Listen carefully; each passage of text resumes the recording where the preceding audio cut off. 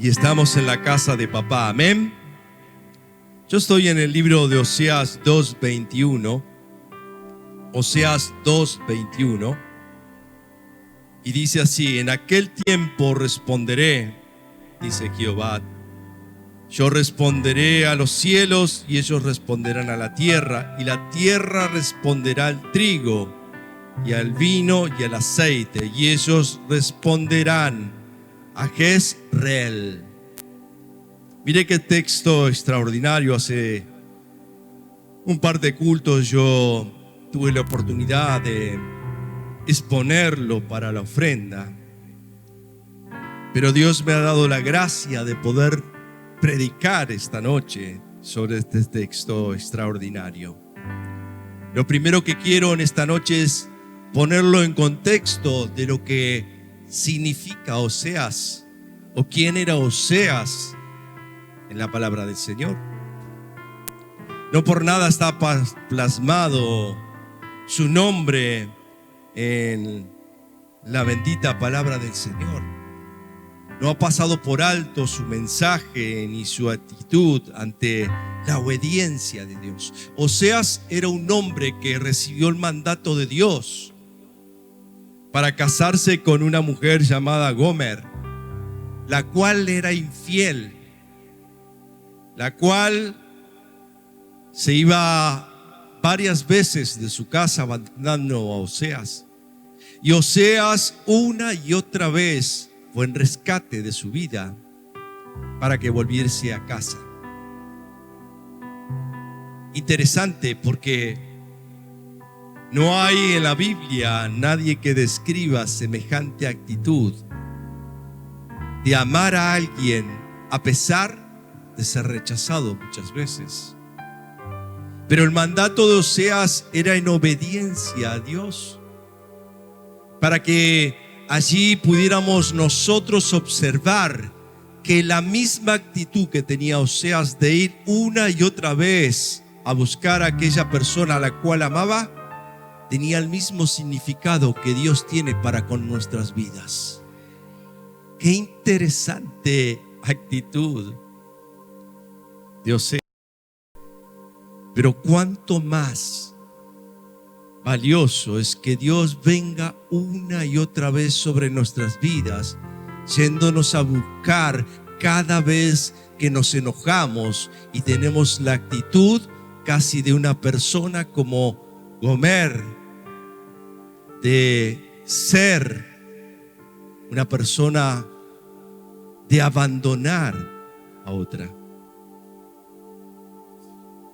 Es por eso que Oseas, en obediencia y en plenitud, obedeció a Dios y tuvo la misma actitud que tiene Dios para con nuestras vidas. El pueblo de Israel había ido muchas veces detrás de dioses irreales, pero siéndoles infiel al Dios real.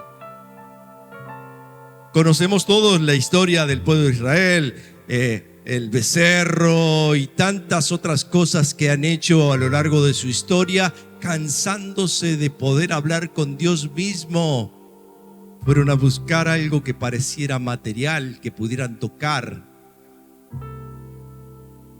Interesante es que una y otra vez el pueblo de Israel abandonó la fe en el Dios viviente.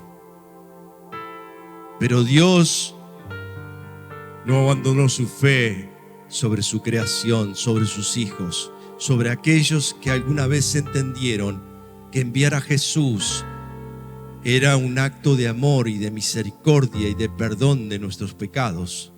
Dios volverá una y otra vez sobre nuestras vidas y nos hará sentir su amor, y quebraremos nuestras rodillas, porque el amor de Dios es infinito. ¿Cuántos dicen amén? Apláudale, apláudale.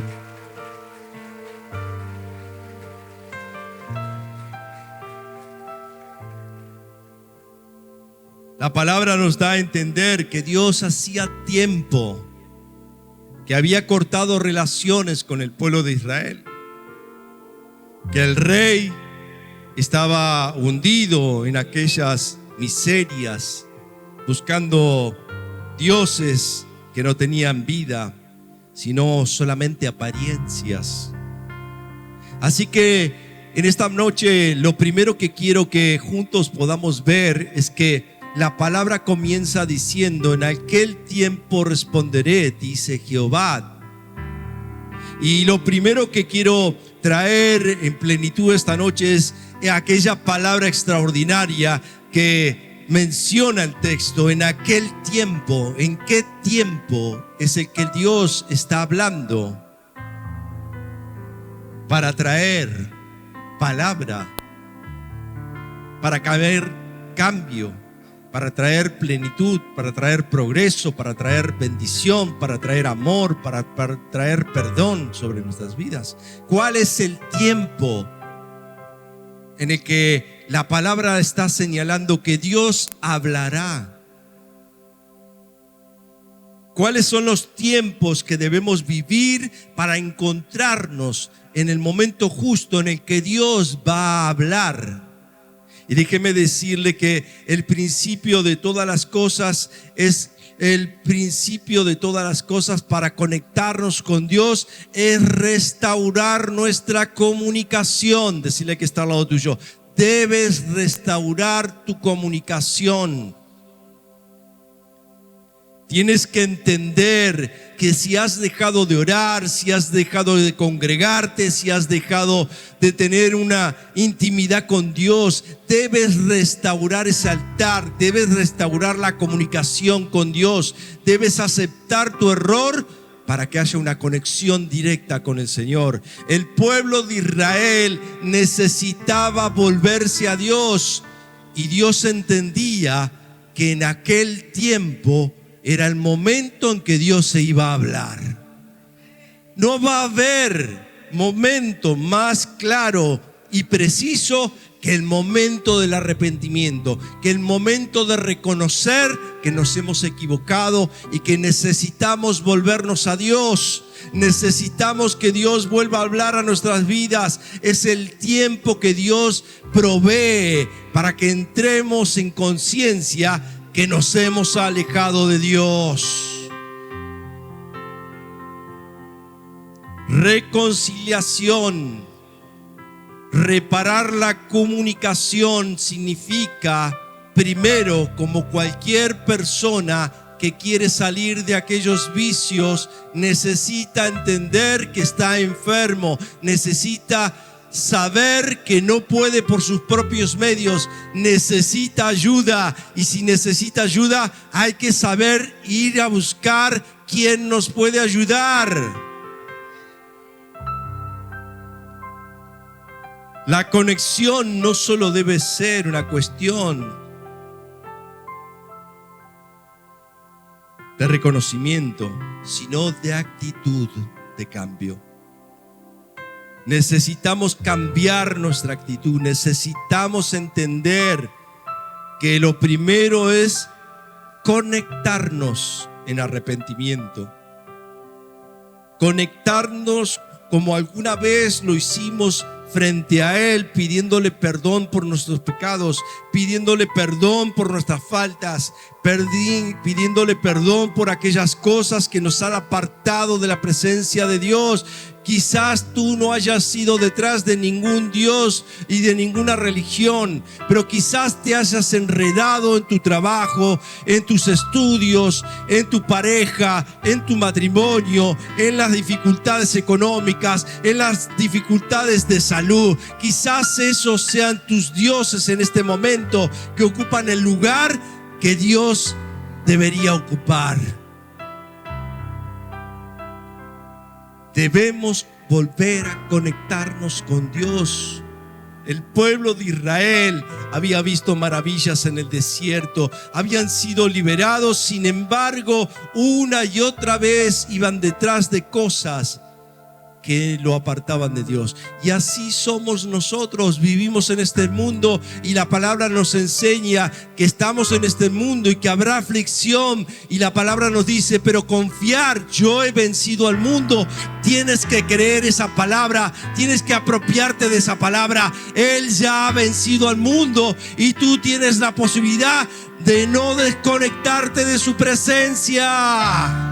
¿Cuántos dicen amén? ¿Cuántos dan aplausos al que vive? ¿Hay gritos de júbilo? ¡Claro que sí!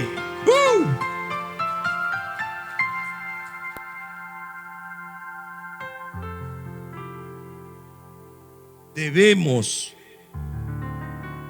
volver a reconectarnos con el corazón, con lo genuino, con lo que nos conecta con el Dios espiritual, con lo que nos conecta al tener al Espíritu Santo en nosotros.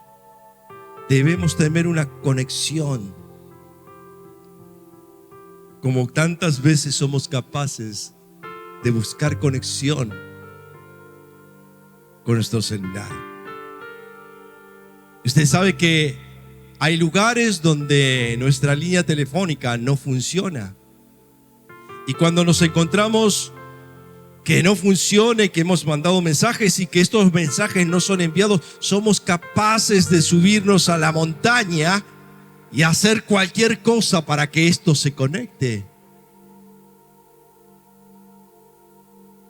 Deberíamos tener la misma actitud cuando se trata de conectarnos con Dios. Hay momentos en que el silencio de Dios no requiere de su culpa, porque no hay culpa en Él, sino de nuestra actitud y de nuestras culpas que hacen que nuestra conexión sea parte de su presencia. No es Él, somos nosotros quienes hacemos de la vida una desconexión de la realidad y fingimos creer y tener a Dios en todas las áreas de nuestra vida. La verdad es que no es así muchas de nuestras veces. Deberíamos todos reconectarnos y desesperarnos, así como cuando perdemos conexión con nuestro celular, buscar desesperadamente reconectarnos con el Espíritu Santo que está en nosotros para glorificar al Padre que está sentado en el trono. Porque si tú lo haces, entonces todas las demás cosas se irán alineando en bendición una vez más, y habrá descanso en tus problemas y en tus dificultades, sean cual fuera. Dios pondrá en ti y te alinearán todos los planetas, como dicen algunos, y habrá bendición en tu casa.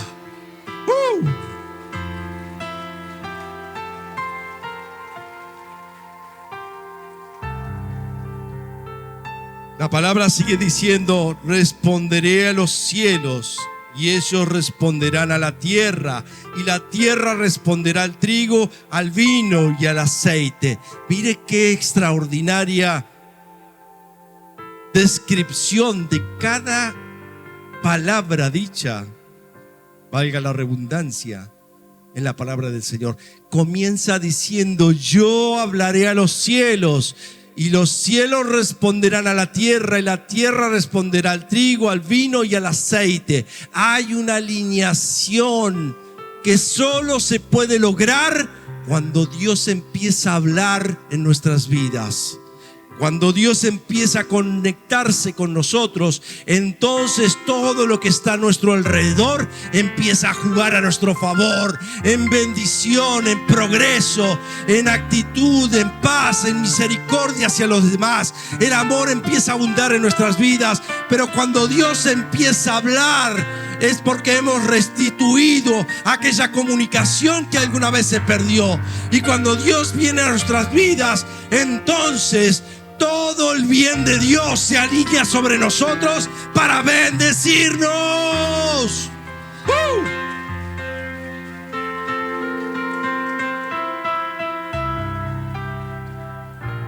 Toda su gracia caerá sobre nuestras vidas. Toda su bendición caerá sobre nuestras vidas. Todo aquello que anhelamos vendrá a nuestras vidas. necesitamos comunicarnos. Y cuando nos comunicamos, entonces Dios habla. Y cuando Dios habla, todo se ordena. Me gusta porque un ejemplo es aquel director que maneja la batuta. ¿Sabe por qué dicen ese dicho? Me acabo de avivar. Me acabo de avivar hace unos minutos. ¿Qué significa la batuta? La batuta significa esta pequeña vara que usan los directores de una orquesta. ¿Sabía eso? ¿Cuántos sabían eso? Bien, hay muchos inteligentes. Me acabo de sentir mal. ¿Vieron que está ese dicho? Este es el que maneja la batuta.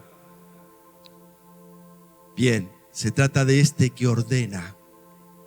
Porque cuando hay una orquesta desordenada, todos desafinan y se vuelve una mezcla de sonido que no tiene sentido escuchar, porque hasta produce molestia en nuestros oídos.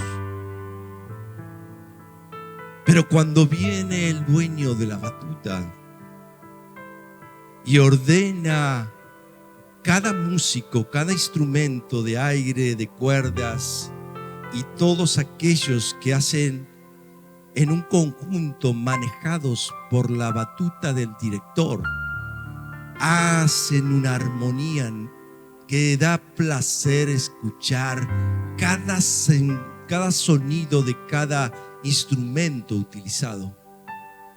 Déjeme dar este ejemplo extraordinario para con nuestras vidas.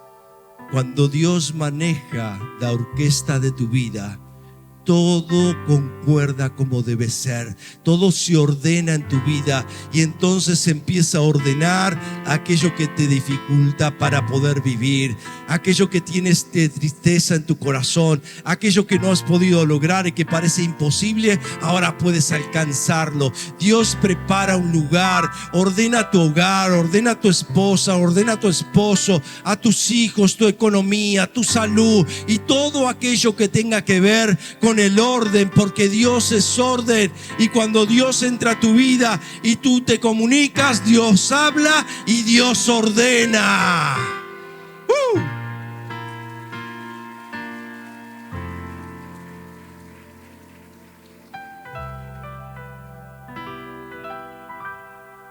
Decirle que está al lado: mi director en mi vida está sentado en el trono. ¿Cuántos dicen amén? Claro que sí, claro que sí. Él es el director de mi vida. Él es la paz que tengo en la tormenta. Él es la certeza de que todo estará bien. Él es quien me habla al oído en momentos de dificultades. Él es quien me abraza en el momento de tristeza. Pero también es Él quien festeja aquellos éxitos logrados aquí sobre la tierra. También es aquel que se ríe a carcajada cuando tú ríes. Él es el director de todas las áreas de mi vida. Él está presente en tiempo y en forma, porque Él es quien dirige todos los días, todos los minutos, todas las horas de mi vida, y Él se encarga de que todo esté perfecto. No es para mí el aplauso.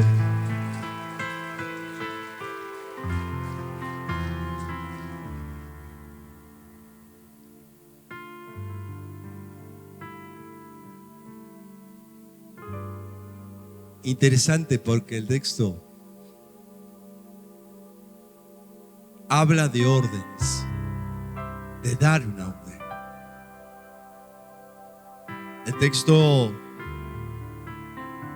habla de que el Señor sabe cuál es el tiempo para hablarnos. En el tiempo preciso en que nosotros reconocemos nuestros errores, entonces Dios empieza a hablar, y cuando Él habla, todo se ordena. Hace muchos años escuché una prédica de Satirio dos Santos aquí en nuestra iglesia. Te estoy hablando hace muchos años. Y recuerdo que él dijo que cada vez que él entraba a una oficina a negociar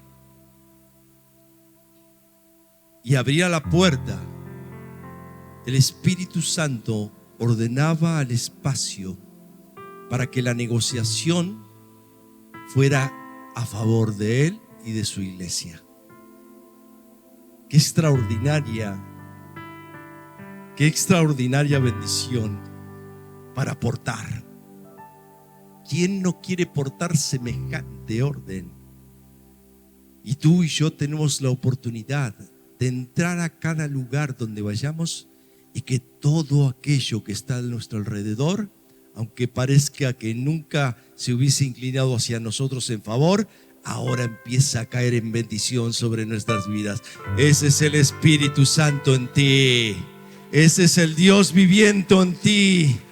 Ese es el que te da la posibilidad de que todo cambie y se ordene en favor tuyo. Y entonces dice el texto: y ellos responderán a Jezreel. Termina diciendo lo que venimos diciendo.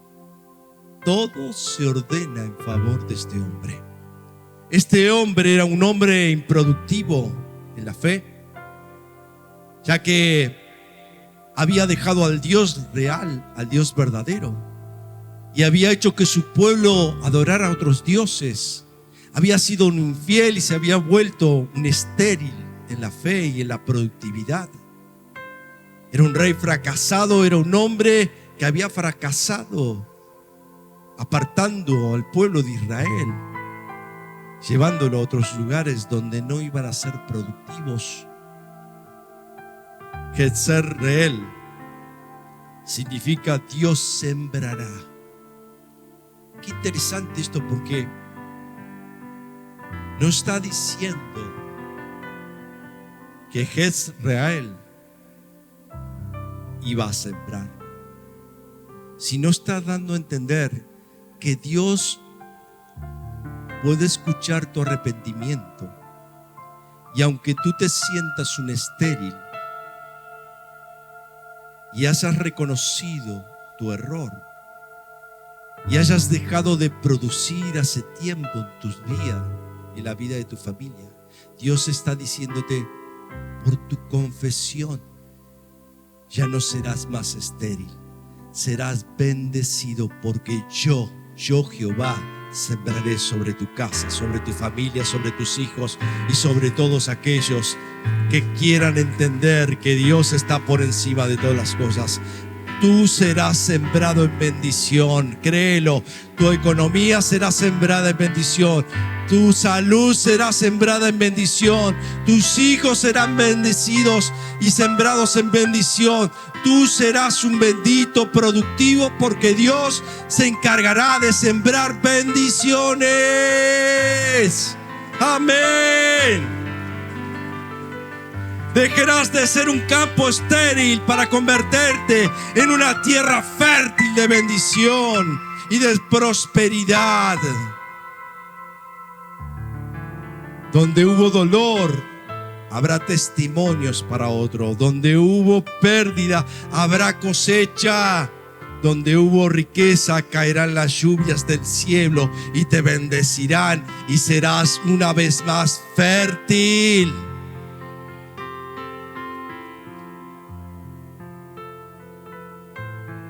Me gusta esto que dice aquí: donde hubo dolor, habrá testimonio. ¿Cuántos de nosotros podríamos dar testimonio de lo que Dios ha hecho en nuestras vidas? Desde el dolor, desde aquel desierto que hemos pasado, claro que tenemos que contar, porque Dios ha habitado en nuestras vidas. ¿Habrá testimonio en nuestras vidas? Claro que sí. Donde hubo pérdida, habrá cosecha. Tú volverás a cosechar como si esa pérdida jamás hubiese estado en tu vida. Tú serás productivo y levantarás la cosecha como nunca antes lo has experimentado, porque tu arrepentimiento y tu comunicación con Dios se ha restablecido. Tú serás alguien que levante la cosecha y sobreabundará en tu hogar, en tu familia, en tu salud, en tu economía y en todo lo que emprendas, porque Dios lo dice a favor tuyo, porque Dios ha alineado su favor a favor tuyo, porque Dios te ama, porque Dios por encima de todas las cosas quiere hacerte productivo. Bendito sea. Si vas a aplaudir, aplaude con fuerza.